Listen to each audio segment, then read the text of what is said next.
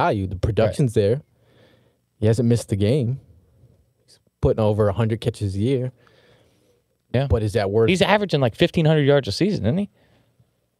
I saw that stat earlier. Yeah, I mean, he's 15 touchdowns last year. Crazy. But if you think about it, I don't know. Not boozing. He wants a new contract, too.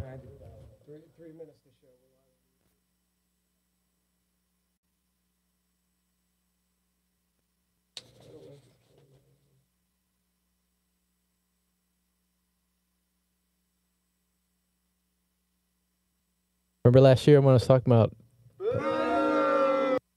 during the trade deadline, I was saying Duke Johnson. Yes.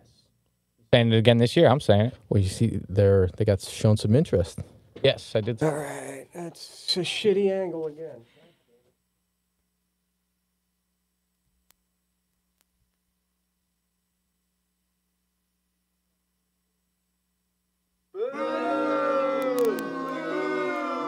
Booing you.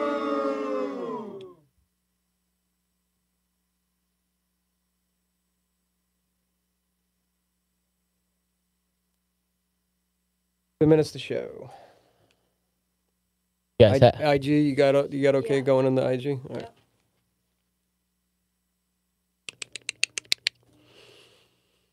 You guys happen to look out front at that new front end? Looking pretty nice. No more cardboard. No more falling apart tape bumper. Oh, very nice. Very nice. Moving up in this world. The hoopty got a little... The hoopty got a little too ghetto for my taste. I got my phone up there. So what's up, YouTube Live? Everybody on YouTube Live. Hey, great news for the YouTube channel. We got the green light to go ahead and stream this stuff live. So we're going to make a habit out of streaming the entire show. I know there's been a bunch of requests for the entire show, especially live. I know that we've put up about 30 minutes of the bulk of the show. But we got the green light from NBC to just go for it. So doing it live. I'm doing it live. 1 minute. He's got intro outro, right? He's got intro outro, yeah. Hurts to breathe.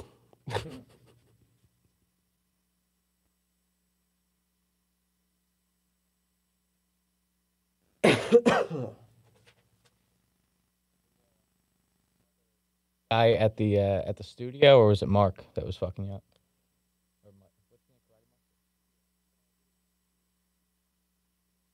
It was like 5 people.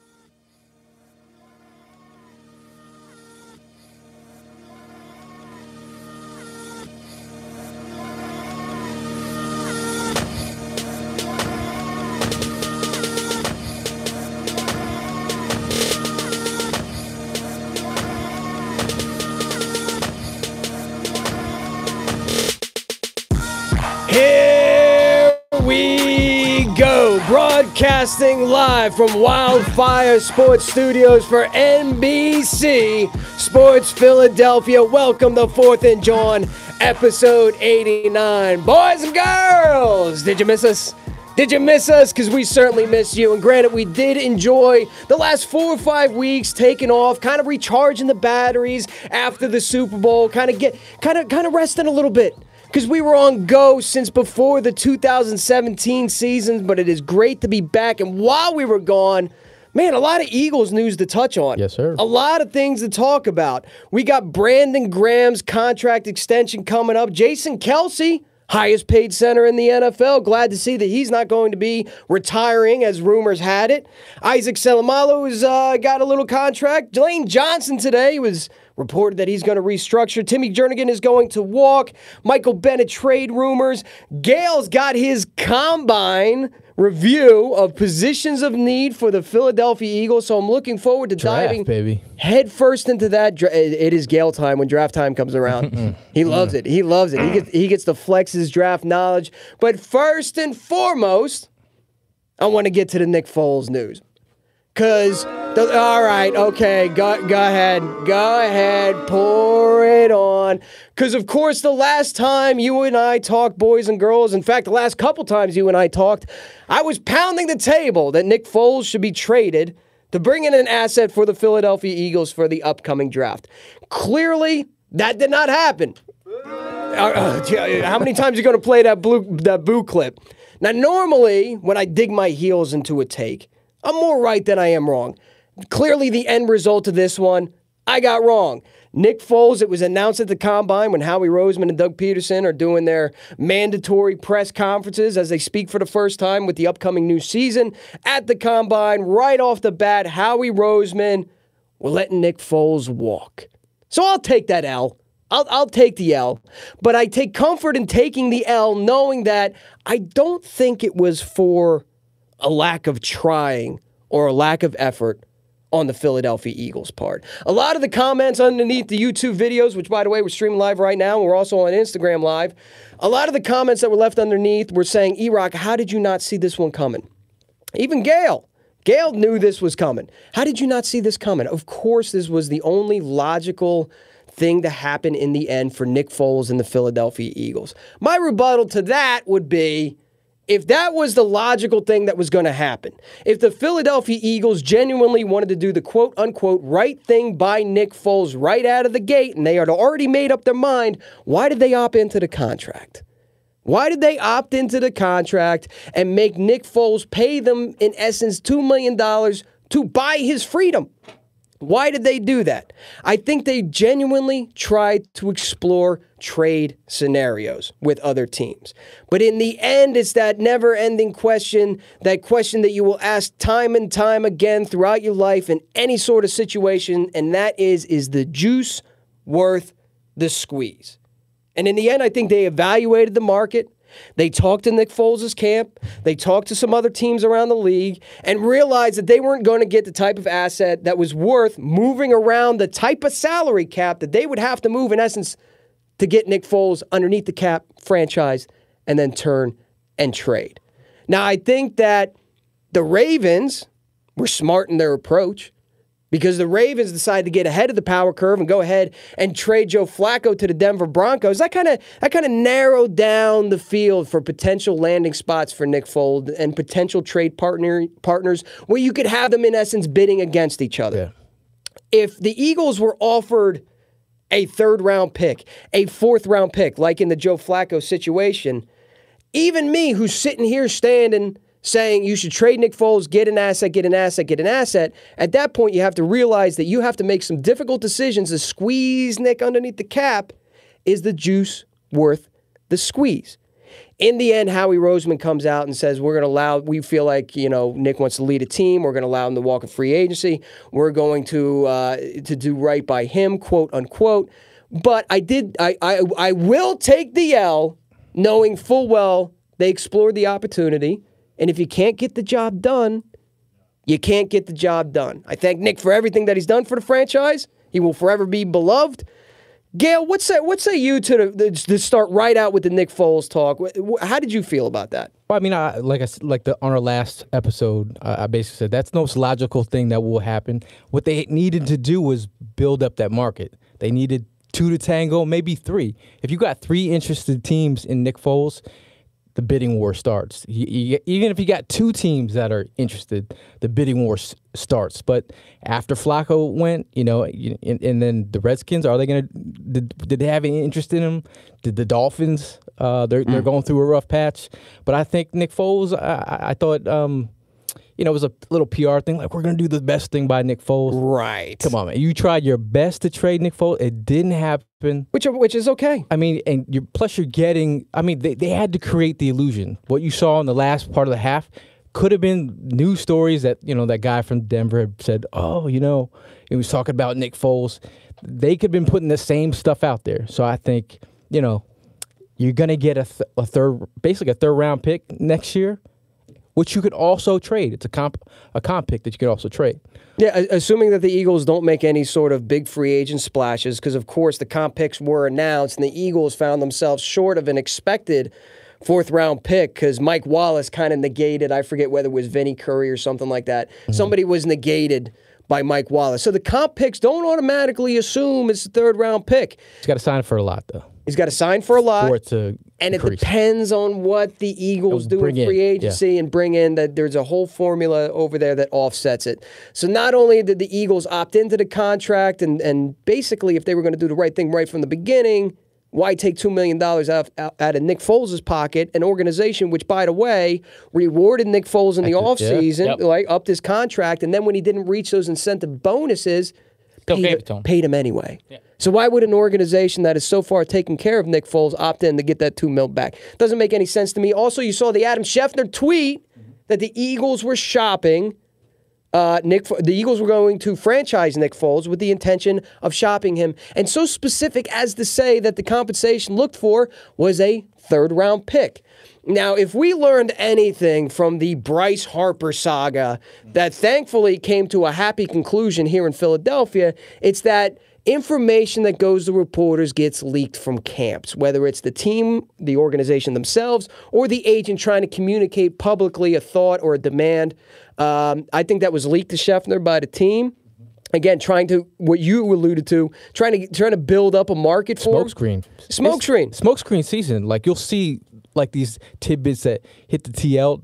They're out there for a reason sometimes. Yeah. Whether it's the team, gauge reaction, or the agent of the player, said player. Like, you can make that, secret team that's bidding. Like, you start bidding wars if they feel like there's another player involved. So, And look, not saying that this would happen, but just to put it into some perspective, if all of a sudden the Jacksonville Jaguars came up, and again, would never happen, but with hey, we'll give you a first-round pick for Nick.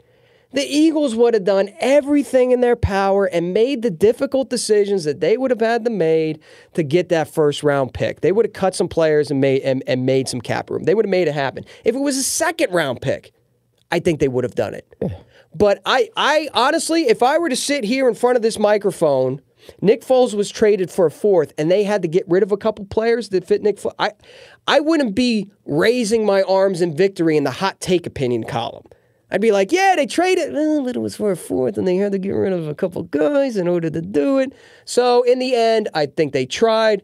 They couldn't get it done. Glad to be moving on. Hollywood Hearn, how are you? First time I'm seeing you in a while. It's been a while. It looks like the first time. I'm taking on a new look. Yeah, it looks like the first time that you've actually looked into a mirror. What? Explain what this is right now. I got so amped up that we're going to be talking football. I just had to throw on my Doug Peterson gear and just try and be in his body, be in his mind. Show him the lid. Show him underneath the lid. Oh, you like this? We got a little. Look at that. Yeah, that's the Philly special, folks. Is it? That's the Coy Detmer neck beard you got going on. Yeah, that's a little rough. That's why we're in podcasting and not television. Hollywood Hearn's been on a bender for the last 4 weeks. They dragged me out of a pit to come do a podcast. Here I am. Anyway, the exciting, for the true football fans that are out there that aren't just fans of what goes on the field, but are also fans of the business side of football, this is a very exciting time. This is Howie's time to shine, and there's one thing that Howie has made himself known for in previous seasons, and that is making a big splash in the offseason. He's done it time and time again. Whether or not he's going to be able to do it this offseason is still unseen. We got cap issues right now. Everyone's talking about Le'Veon Bell and bringing him to Philadelphia. I mean, we've talked about it behind the scenes that the money just doesn't sound right. And especially had we traded Nick Foles, that would not even be in the realm of possibilities. But I'm interested to see what we've got a lot of guys there's a very defensive line heavy draft. There's a lot of guys that are on the defensive side of the ball that are veteran free agents. Many safeties, a few defensive linemen.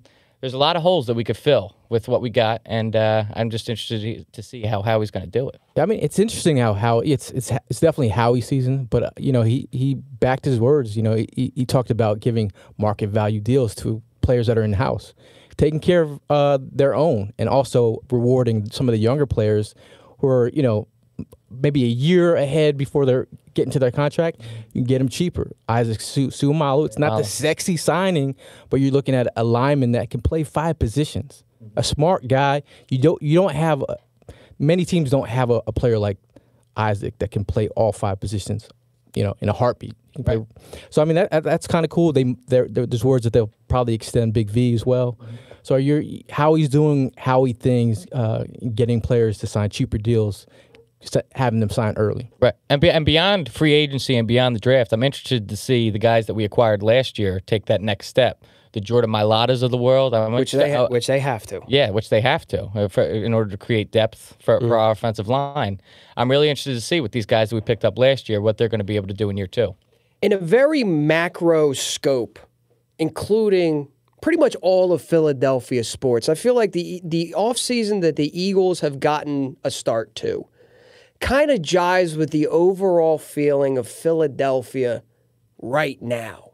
I mean, there's guys like Jason Worth pitching to Bryce Harper, the culture of the Philadelphia sports fan and the culture that Philadelphia brings. You got Mike Trout talking to Harper about the culture and everything like that. When Harper signs, you've got Carson Wentz sending out congratulations. You've got Alshon Jeffrey sending out congratulations. You've got Ben Simmons quote tweeting Alshon Jeffrey saying Philly is the place to be. You got Bryce Harper and Le'Veon Bell's DMs sliding up in the DMs being like, let's make something happen in the greatest sports city in America. When you take a look at the moves that Howie Roseman has made so far, Brandon Graham, yes, he's on the north side of 30. I understand that. And once upon a time in the Eagles front office, 30 was a word you did not say. 3-0 was a dirty word. You didn't even want to reference that. You got rid of guys like Jeremiah Trotter because they hit 30. You got rid of guys like Hugh Douglas because they hit 30. Here you have Brandon Graham, who a lazy fan will look at his stat numbers as far as sacks go and say that guy's not worth the money that they signed him to. But when you take into consideration that, number one, Brandon Graham is one of the best pressure defensive ends in the league, one of the best defensive ends that plays the run. I think you'll agree with me on that one, Gail. But more importantly than any of that, he is such a locker room leader, a good overall guy, a guy that's going to help gel that defense together. Like everything positive you can say about Brandon Graham applies. He won you a Super Bowl, and he was rewarded. Jason Kelce getting himself a contract extension, now the highest paid center in the NFL.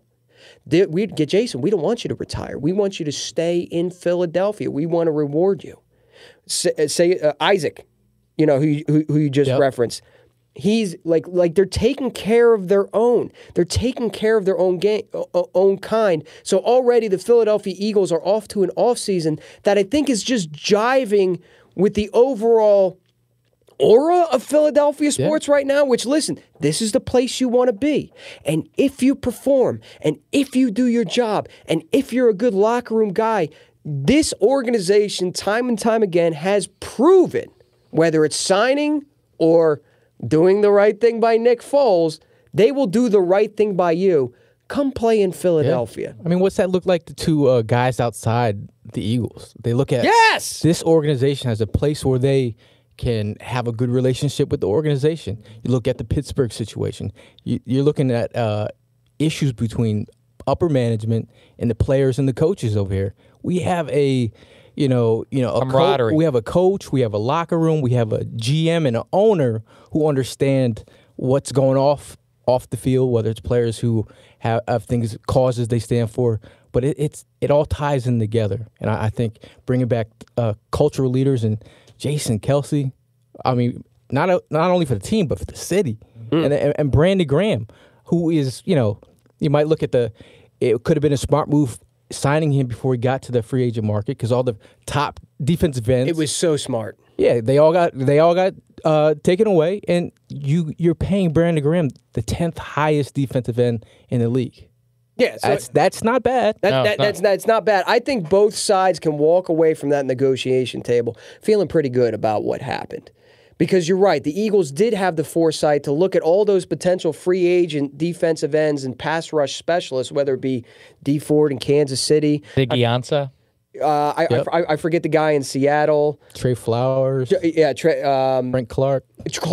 Clark in Seattle, DeMarcus Lawrence in Dallas, Javion Clowney. I mean, Clowney got the transitional tag, but nevertheless, when you take a look at a crop of potential free agents, you know half of those people are getting tagged. Yeah. Half of them are getting tagged, or half of them are getting... And some of them might not show up. DeMarcus Lawrence in Dallas. Well, isn't it interesting that Randy Gregory gets suspended indefinitely, which I'm going back and forth with Cowboys fans because for some reason they have it in their mind that indefinitely doesn't mean infinitely. This guy is on his 4th strike. Yeah. He's on his 4th strike. He was brought back. He was conditionally reinstated after his 3rd strike, and now he's getting suspended again. Indefinitely. Yeah. And it's tough. That guy had red flags prior to the draft. I mean, it's not like you couldn't see this sort of coming. You know, he was supposed to be top 5 talent, fell to the 2nd round because of the red flags, and now here we are years later. I mean, that's what you get when you draft guys with red flags. But DeMarcus Lawrence is going to cost, now being tagged twice, somewhere in the neighborhood of $21 million for the Dallas Cowboys. Now that Gregory is going to be suspended, nobody knows how long, but I think it's longer than Cowboys fans think he's going to be. Like, I think Cowboys fans think all right, he'll be gone for 4 games. We're all good, dude. No, this is his 4th suspension. Look at Gordon. Okay, he was suspended entirely. Gregory was for an entire year. So I mean, you only get so many chances. Their next 3 defensive ends on the depth chart, I think last year had a total of I got to look at it again. I tweeted it out. Something like 7 sacks between the 3 of them. Yeah, David Irving's gone as well. I mean, no, he wasn't probably coming back anyway, but it kind of makes you think about the locker room, what's going on there. And you got Gregory, Irving, both smoking the. DeMarcus Lawrence not showing up is going to completely shift that Cowboys defense. He shouldn't show up. He should not show up. He's the core player of that defense. Not only are they going to have to deal with him possibly holding out, but that dude needs surgery. He needs surgery. Oh, he's the shoulder, right? Yeah. Yep. That's going to take 3 to 4 months to recover. And chances are he's not going to have that surgery until they agree to a long-term thing. So already, if he was to have it today, he might be ready for the start of training camp. But the longer this kind of... Remember we're going into the season and playing the Dallas Cowboys? Here. Oh, yeah. Dude, everybody else's misery just brings me happiness. Remember we were talking about, that defensive line of the Dallas Cowboys, strength of the Dallas Cowboys. That's not going to be a strength next year, especially, and they pin themselves in a corner by having a guy like Gregory and banking on a guy like Gregory, trusting a guy like Gregory. Now they got to tag this dude, and he needs surgery. Like it's backing themselves into a bad corner. Speaking of backing themselves into a bad corner, did anybody happen to see what the Giants were up to? They let Landon Collins walk, in essence. He's going to become a free agent. They didn't tag Landon Collins. Gail, did that surprise you at all? You know, they chose to pay Eli Manning what he's paying $17 million. I spoke to some because I had tried to figure it out for myself. I'm like, am I missing something? I talked to my boy who's a big Giants fan. He's like, he's had some issues with coverage, but I also think who's playing next to him. But $11 million, yeah. But not only who's playing next to him, but how long was that defense on the field? Well, even the culture. With, remember, Landon Collins was calling out his teammate, the guy that went to the Saints. But there was Eli Apple. It seemed like there was a culture problem in the defensive side of the football. I mean, he was a team leader for the Giants, so I'm happy to see a team leader from the Giants leave the locker room. Oh yeah, I'm glad not to see him. I'm glad not to see him anymore. And it's such a weird thing with the New York Giants because they kind of did this to themselves. Right now, they're $27 million under the cap. If you look at their top 3 players as far as salary cap goes, Odell Beckham Jr., Eli Manning, Olivier Vernon. Okay? That's taking up damn near close to 40% of their entire salary cap. An old, washed-up quarterback who's out of gas. I mean, Giants fans don't want to admit it. he's out of gas. A diva wide receiver who continues to be a distraction, and a defensive end who they've already tried to trade. They're trying to trade the guy. Like that's an amazing thing. To not franchise tag, being $27 million under the cap, a guy like Collins, A, makes me question, what the hell are you doing? B, what are they going to do in free agency? Playing devil's advocate, though, does it make you think why they would choose to do such a thing? Like, is there something that we don't know potentially about Landon Collins that... I think Gettleman's an idiot. That's what I think it is. I think Gettleman's just flat out an idiot. He's old school. He's a guy who makes fun of analytics, and the Eagles are they're big in analytics. There's a reason why a lot of the players that we bring in, it's analytics are behind it. He laughs at that kind of thing. I'm glad he's messing up. So the Eagles right now, speaking of salary cap, I just checked over to cap.com. It's a fluid situation. The salary cap, especially this time of year, is always kind of a fluid situation, especially with Lane Johnson reported today he's going to do some restructuring. How much that frees up in cap, we're not exactly entirely sure yet. I would assume it would free up anywhere between $2 to $4 million, assuming it's not going to be a big chunk, but it's going to help. Yeah. I think it's a question mark when it comes to the number that we see out there. Like, I don't think we actually know a real solid number, especially the way that how he makes these deals. You know what I mean? But as of right now, Over the Cap has us at 10.6 under the cap. Now, keep in mind, you always need to leave, and Gail, maybe you can back me up on this because I don't remember clearly. What is it? Between 5 and 7 for rookies? Yeah, right. You need about $5 to $7 million going into the draft just to sign your rookies. Keep in mind, Eagles have, 11 picks? 11-ish? I think 9. Was it 9? Right? They have a lot of picks. Yeah. So they're going to have a lot of rookies that they need to sign, not to mention undrafted rookie free agents, which they never cost much anyway. So nevertheless, the Eagles are even going to have to pad that a little bit more to make room for all their rookies. So, Gail, let me ask you, free agency is next week. We're like right around the corner from it. We know who's going to be out there. We know who's already tagged. We know who's already re-signed. 8 picks, by the way. 8 picks. 8 picks? Mm-hmm. Oh, you know what? You know why I was thinking 9? Because of that one comp pick that we weren't going to But isn't it only 3 picks in the first 2 days? 3 picks in the first 2 days. That's right. Well, that's where most of your money would be spent as well. 2 second-round picks, and we gave up the 3rd for Golden Tate. So, Gail, knowing that, as we like to call it around here, balling on a budget, yeah. Is there anybody in particular that you would be looking at for the Eagles to bring in? Free agency-wise? Free agency-wise. I really think you got to turn to the draft. There's some players out there, like if we let Hicks walk, I think, CJ. Yeah, CJ Mosley, maybe. CJ. I mean, a lot of people are high on him. If there's and then you tie in the Joe Douglas factor. Absolutely. He's the ex-Raven. Yeah. But you have to ask why they let him walk in Baltimore. Maybe to make up some cap room. Yeah. You know what I mean? They just cut Weddle today, by the way. Yes, they did. Yeah.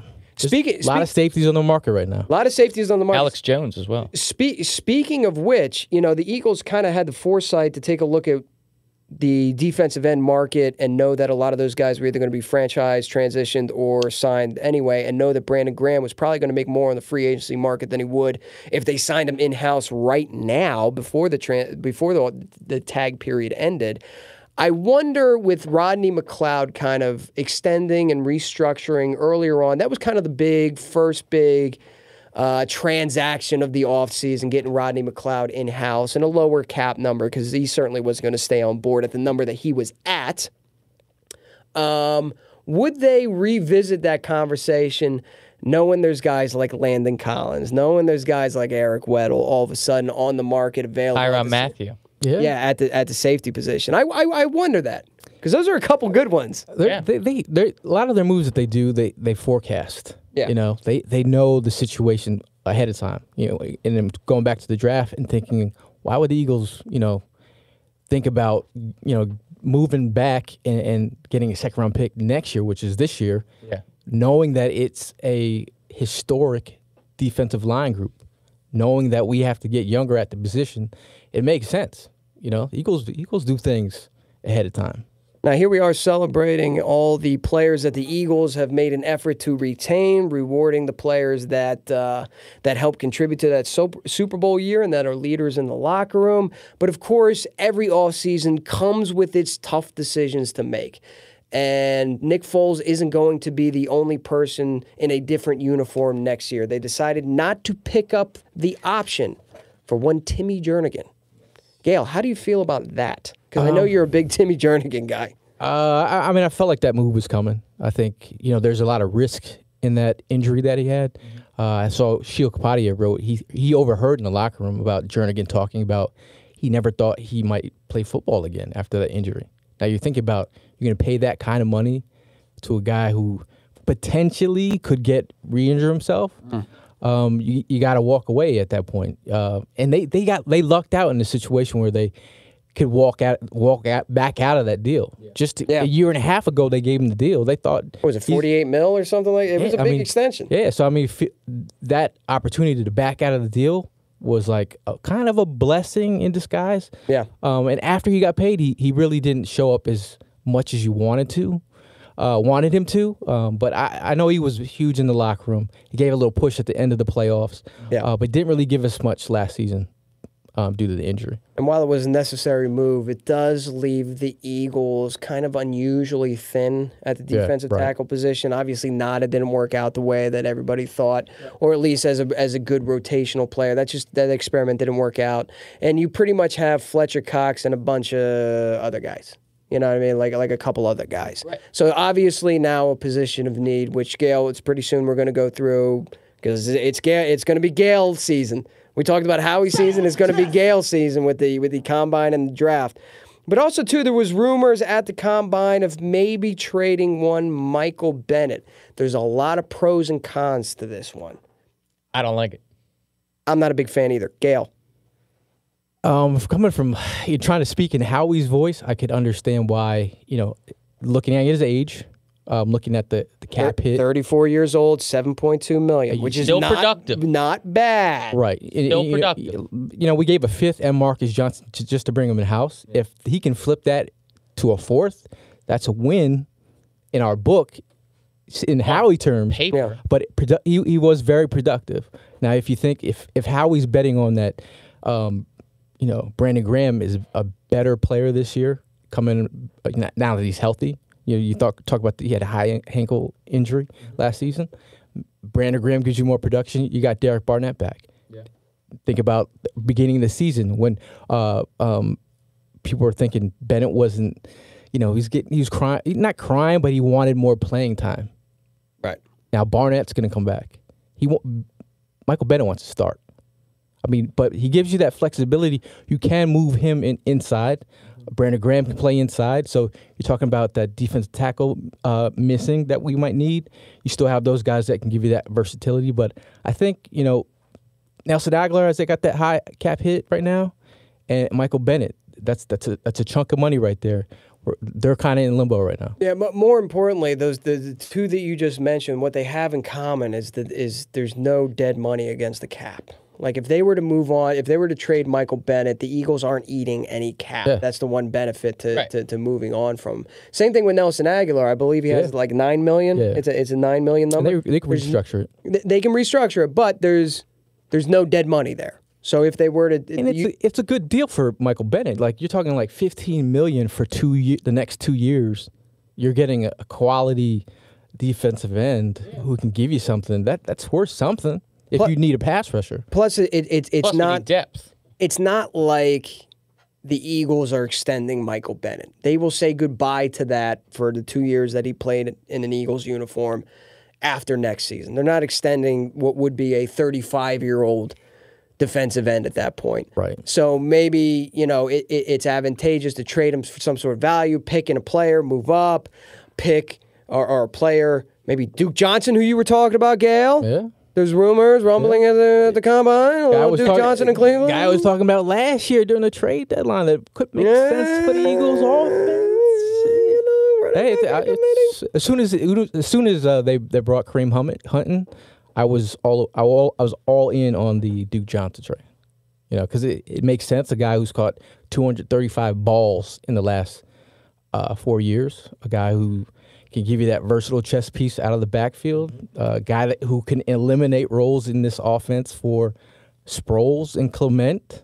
And then you draft a running back, pair that up with Corey. I mean, you still got Corey Clement on the roster, and you have Duke Johnson, and then you draft a guy. That's and Howie and Doug I think Doug more specifically spoke to the way the running backs are utilized in the Philadelphia Eagles system.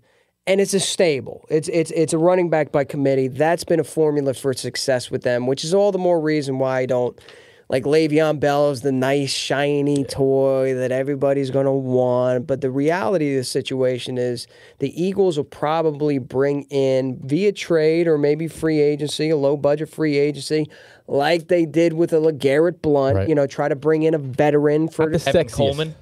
Yeah, Tevin Coleman was. That's the other guy that I wanted, but he'll probably fetch a little bit more than, for our budget. Yeah. Like Duke Johnson would be like that. That would be an Eagle. Does Alex Collins interest you at all? Not really. No. I mean, he's got getting as a depth guy in the end zone. As a depth guy. Yeah. So I think like a guy like Duke Johnson for the running back situation would make more sense. Just the way the running backs.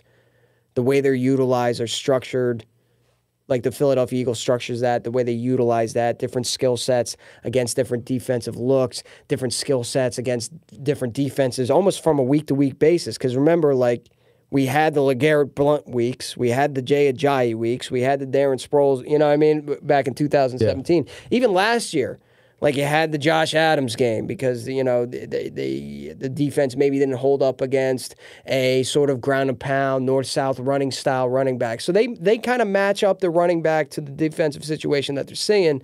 A guy like Duke Johnson would fit in. Like you can go to Twitter right now. You do a little homework assignment. Just type in Duke Johnson underutilized. You'll be amazed by what you see because everyone, anyone who's watching closely enough knows that he should warrant more touches. So it's a thing, man. It's a thing. Like, and he can give you some. He only had like 40 rushing attempts last season, but he's a monster in the passing game. Absolutely, which is so important for Doug Peterson's offense. Like if you have a running back that can catch passes out of the backfield, that's going to earn you more playing time. That's going to earn you more playing time. You'll be utilized more, and Deuce Staley's going to rotate you in and out. Now I want to get to the NFL Combine because I don't know about the rest of the people out there listening to this podcast. I didn't watch it. I don't watch an ounce of the NFL Combine because what are we doing? The booze? Get him out of there. Put him in a bathroom. This is my first show back. I'm already getting booed. Damn, we're off to a good start in 2019. But if you, for me, the Combine, what you see on TV isn't as important as necessarily the eyes from a national audience are viewing it with.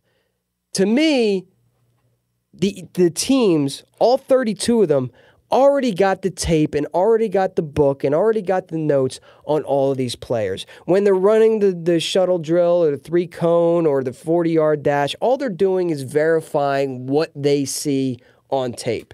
If somebody runs a little faster, this guy's a little faster than I remember him seeing. Go back and check the tape. Oh, this guy ran a slow 40 time. Well, maybe it's just, what he's running right now. An off day. Yeah, maybe it's he has more game speed than he does straight line speed. Let's go back and check the tape. It's used as a verification. The most important things about the Combine are the things that we ain't never going to see. Which is the one-on-one interviews.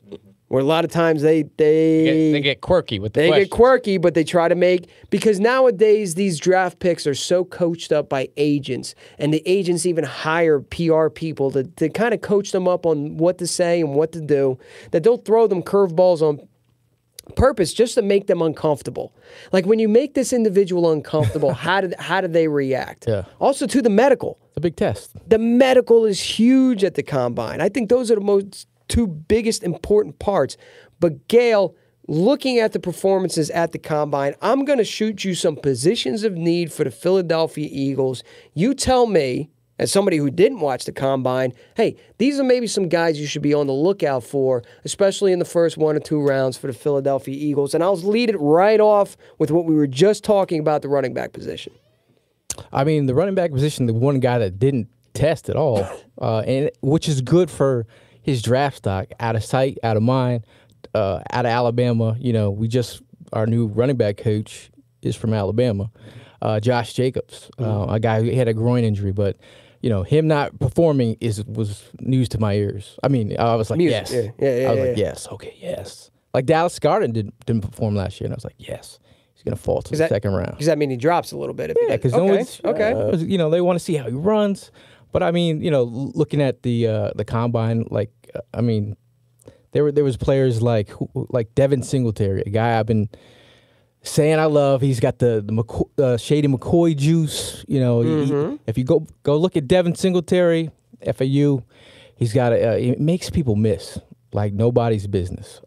You got Darrell Henderson out of Memphis. Guy ran like I believe 4.36. A home run hitter. Like there's a running back for every kind of in Philly. We have we utilize backs differently, so you can welcome all these running backs. You got Damian Harris out of Alabama, who's also interesting. Or Miles Sanders, if you want to go a little bit later out of Penn State. I just think I think the second round is I know Eagle fans want a running back. One of the second round picks is a perfect spot to get a really quality running back, and I think if you're looking at the Eagles doing their homework, they've at the combine they met with Josh Jacobs, Devin Singletary, Damian Harris, David Montgomery, another favorite, a lot of people, Miles Sanders, Rodney Anderson, Bryce Love, another favorite of people, Dexter Williams. So they're really doing their homework on a lot of these mid-round running backs. So I think if thinking about this draft, it kind of fits perfectly into what the Eagles need. And they have to start making the running back position a priority in the NFL draft. You cannot Donnell Pumphrey this draft again. You have got to, for the sake of Carson Wentz, for the sake of the offense, for a balanced offense. Yeah. A balanced offense, you absolutely have to make running back a priority. But I agree with you, Gail. It might not be in the first round. 2 second-round picks. This is where, when people are moaning and groaning about trading back in the first round last year, this is where the second-round pick becomes such a valuable position right now, where the Ravens traded you to go get Lamar Jackson. Yeah. This becomes valuable. Let me throw, we were just talking about defensive tackle. Let me throw DT at you. Like, in terms of, like, this draft, like, Howie had mentioned this is a historic draft.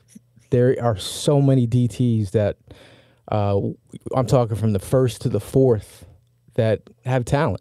Chock full of them. Chock full of them. I mean, the more that cornerbacks, wide receivers, QBs go higher, that means one is slipping down. And there's the top end of the draft. There's Quentin Williams, Ed Oliver. I mean, for Sean Garrett, like these guys I'm not going to talk about because they're going to be up there. They're going to be gone. Yeah. You think either of the Clemson guys get to us?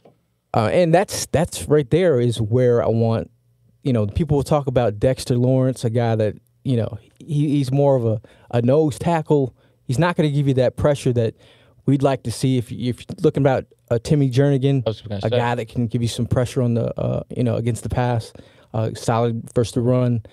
Christian Wilkins. First and foremost, I saw a twinkle in Gail's eye right there. I did. I saw a little man crush kind of first glow about him. Anyone who's talked to me about the draft in my DMs, I've championed Jeffrey Simmons as a DT out of Mississippi State. Tore his ACL working out.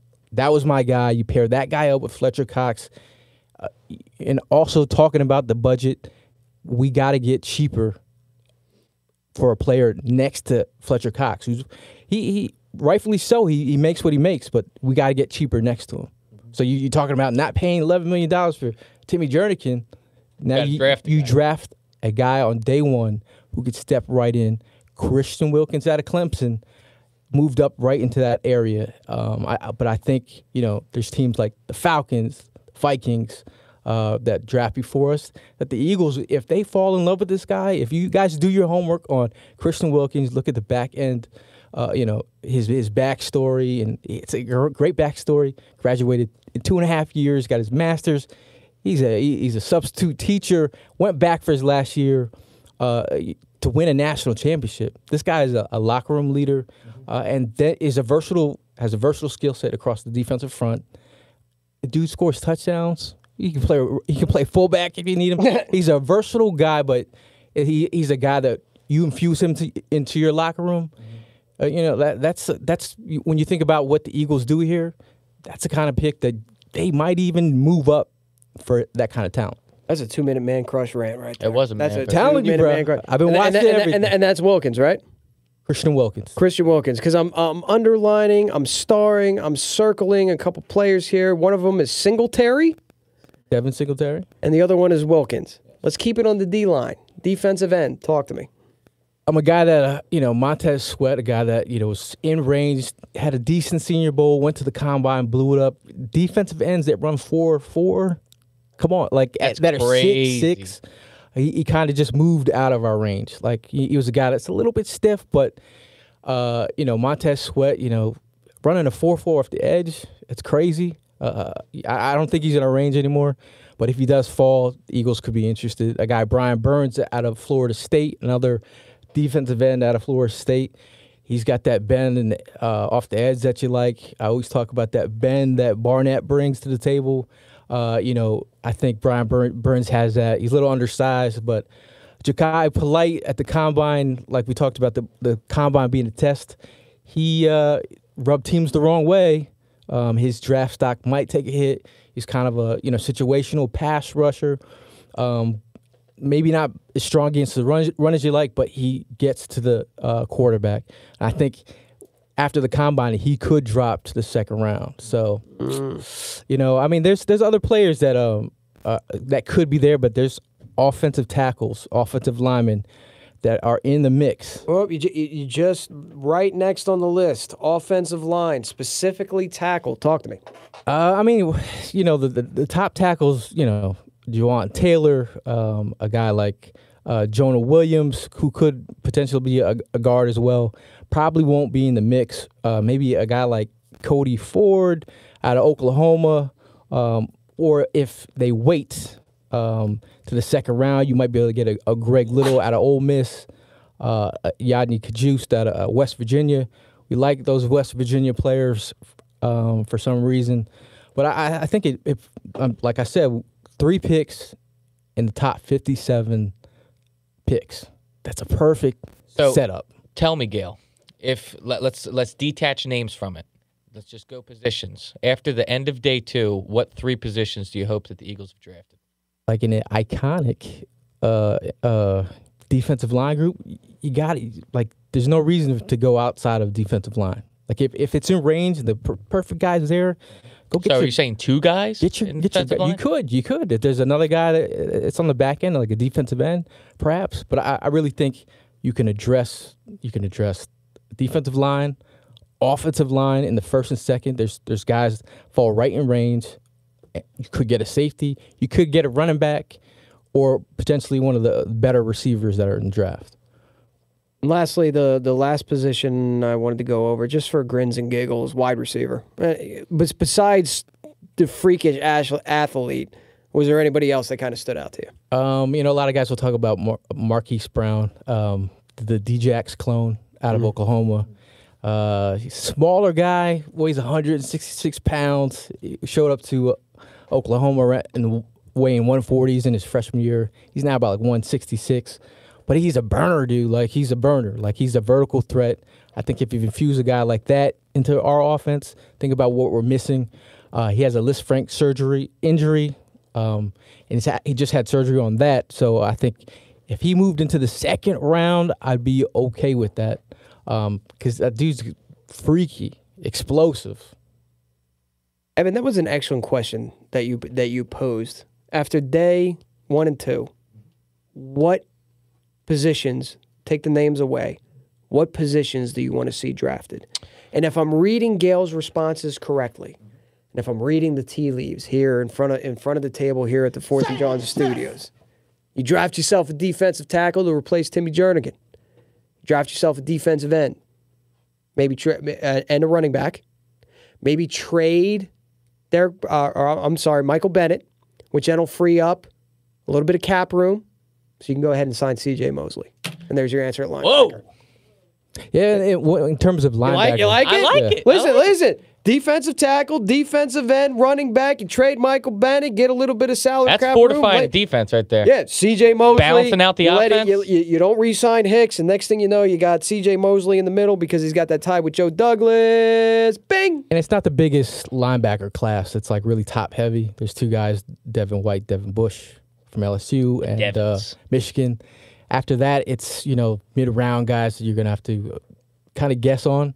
So I think, look into free agency.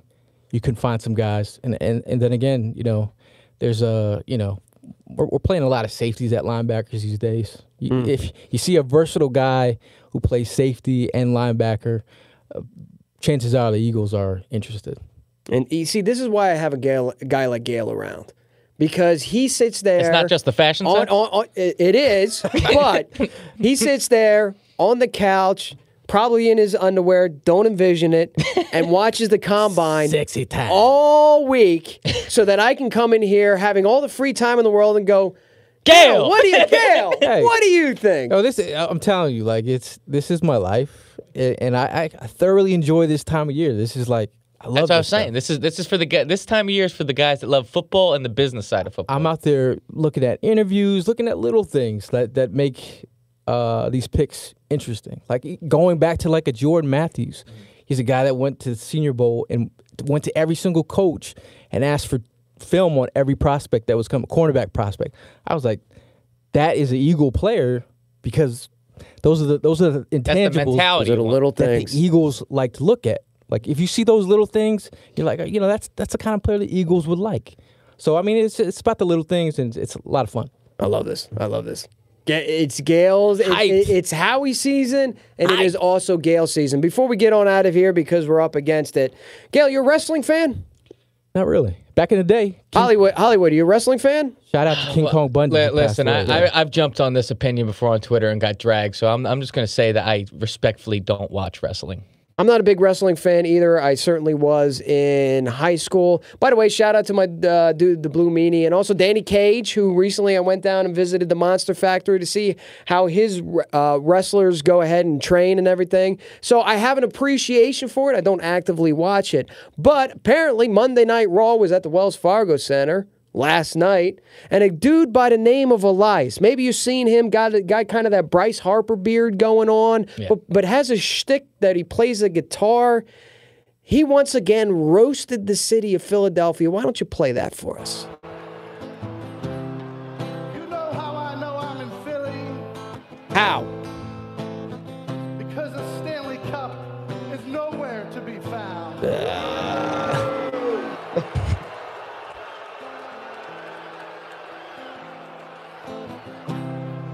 You know how I know I'm in Philly? How's that? Because everyone here takes such pride in this city. That is true. He's got a You point. know how I know I'm in Philly? How? Because everyone's mom looks like that googly-eyed slob Gritty. Wow.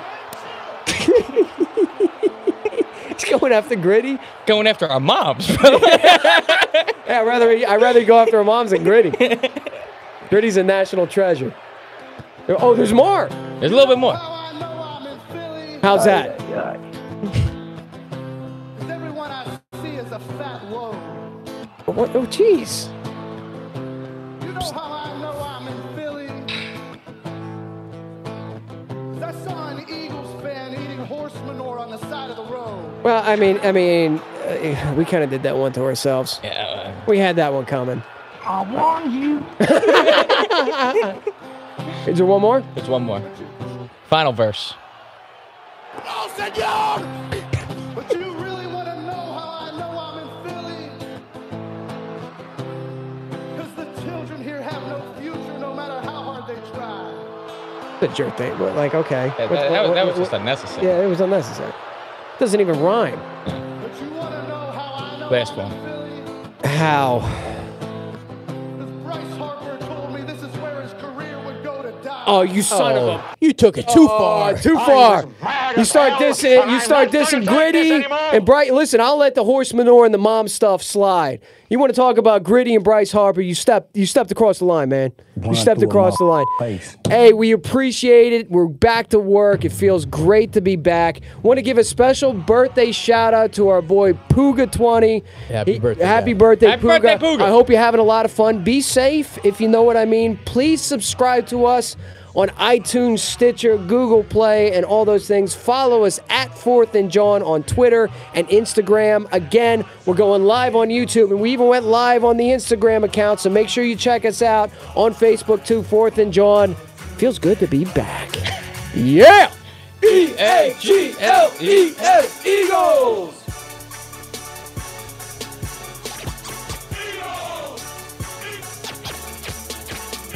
You want Eagles football? We're talking Eagles football. You're listening to 4th and JAWN. Wait, what the f*** is a JAWN anyway? Appreciate y'all putting words in my mouth. Your hair is uneven. You look dusty. Good observation. Dang, that's kind of dope. Let's talk about these Eagles fans.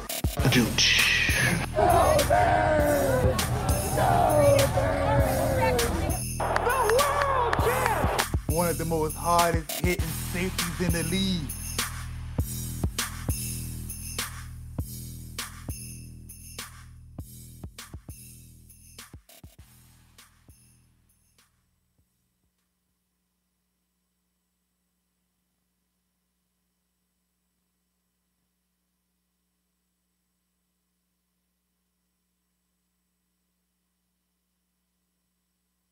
Like last year. Are the mics on? So YouTube Live You can... see that Dallas Goedert YouTube was Live can ranked keep the going? 7th best tight end this year? Who? Dallas Goedert was ranked the 7th best tight end this year, graded by PFF. Oh, shit. You know what I forgot to talk about? I forgot to talk about that list about the head coaches that had everybody up in a tizzy today. No, I don't pay attention to, like, off-season lists. Who had people up in a tizzy? Doug Peterson was the 4th best coach in the NFL, and McVay was number 1, right? 3. Number 3? 3.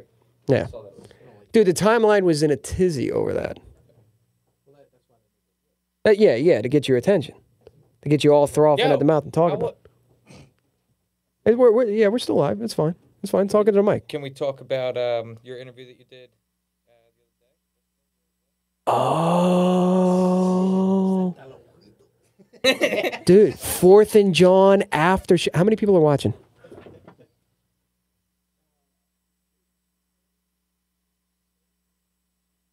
Let's talk about the San Liquido thing. Okay, so yesterday, like, I like to do other people. Are we cool on time? Can we do this? Can we keep going? Prime, say hello to the people at home. What up? Prime, Truck. All right.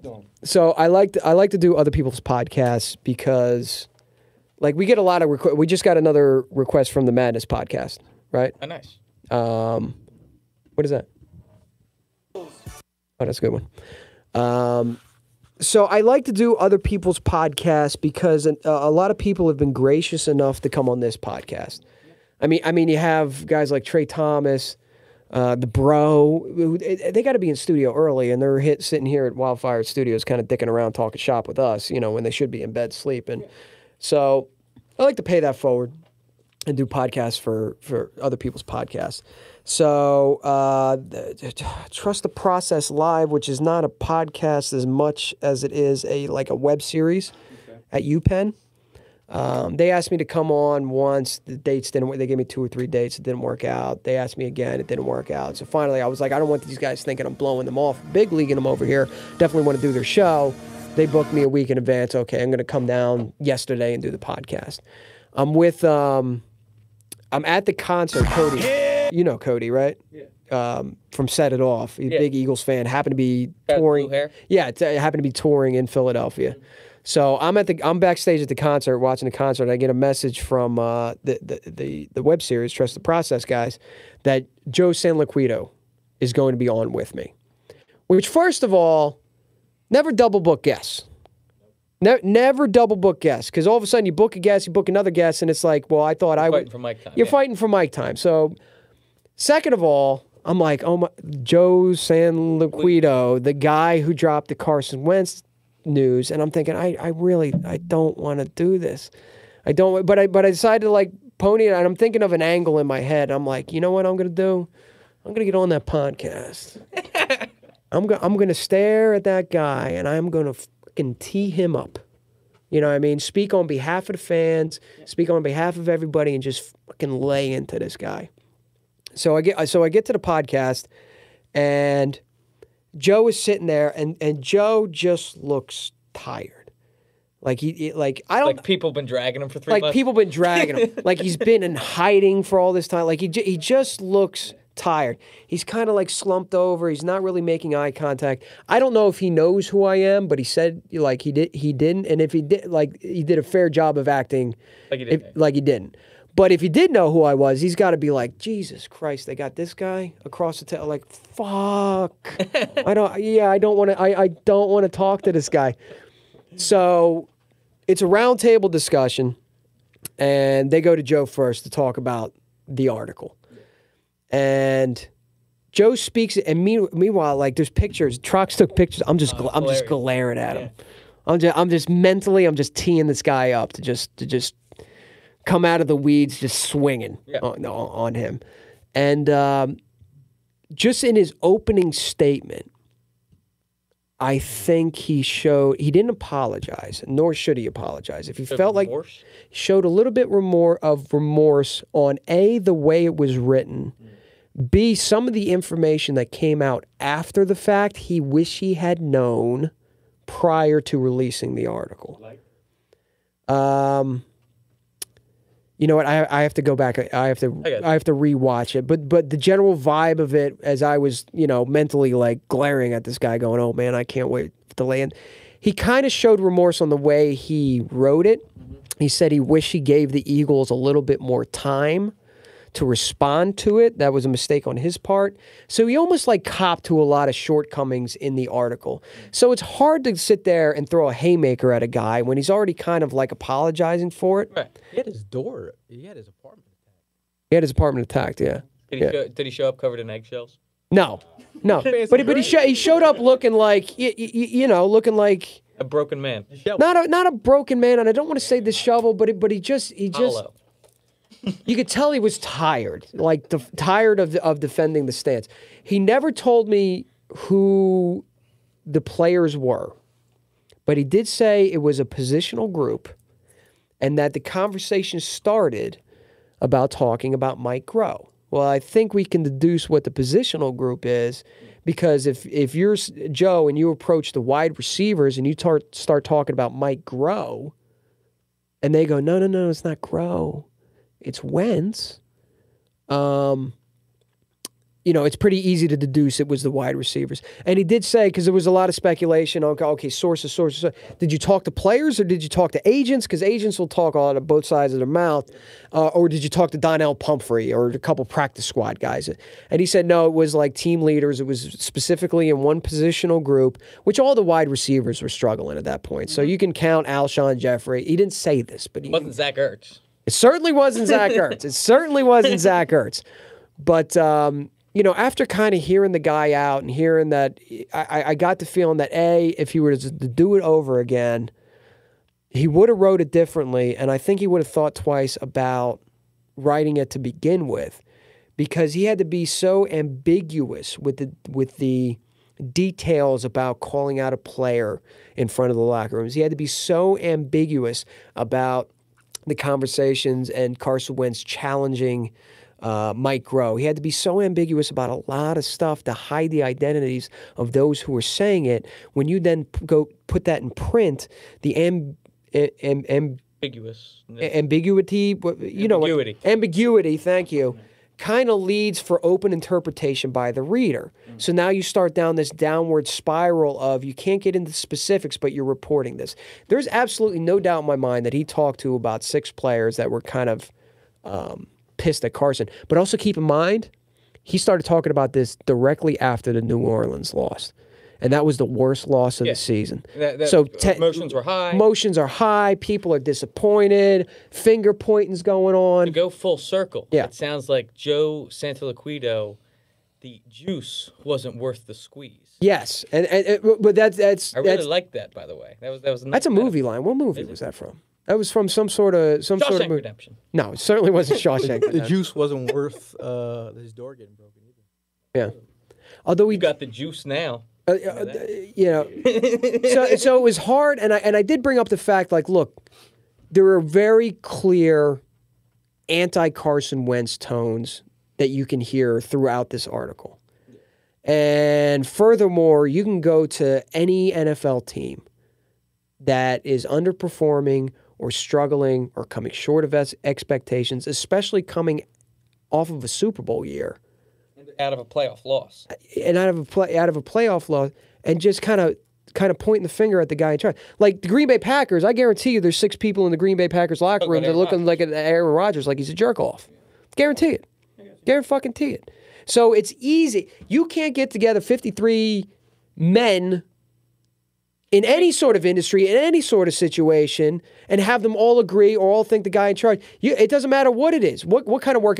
You can have 53 pastors and priests and deacons, and there's 6 guys in the back looking at the Pope in the front going, this guy's an asshole. You know, it's just bound to happen when you put 53 guys together.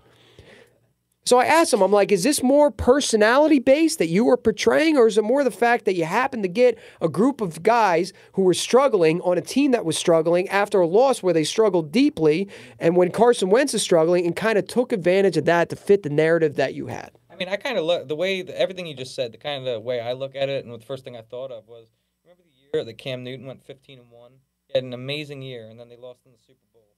And a lot of finger pointing at Cam. I was like, he had one of the best seasons of his career. Yeah. And it was just and you mean to tell me, and there's different points in every game of the season. There's different seasons. Like remember Dak Prescott prior to last year? He looked average. He looked dusty. Hairline's uneven. So like Dak Prescott last year, I'm sure there were 6 guys in the Dallas Cowboys locker room that were saying like Dak ain't it. And then he has the year that he had last year, and all of a sudden it's like, oh, maybe Dak it. So there's ebbs and flows to all of this. I think it was the right combination of him having an anti-Wentz narrative, the team struggling. There's a whole positional group that was once led by the offensive coordinator who's griping. By the way, he did get chewed out by some of those players. No. Carson? Joe. He did get chewed out by some of those players that kind of said shit off the record. Really? Yeah.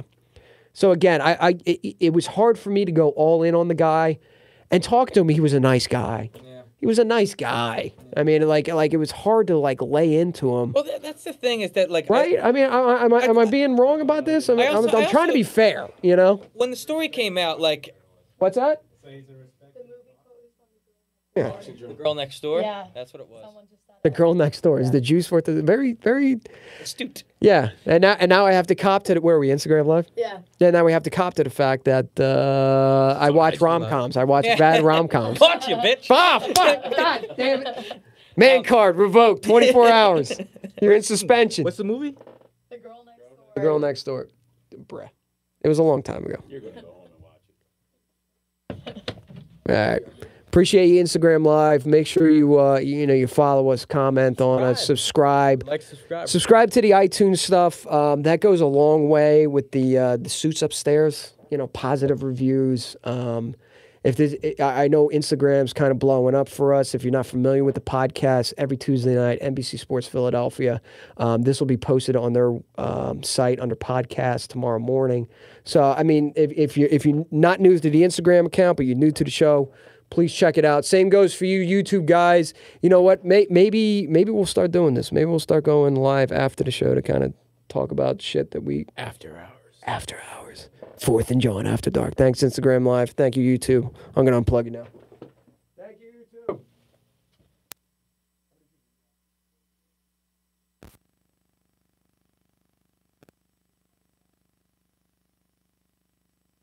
Plus the 10.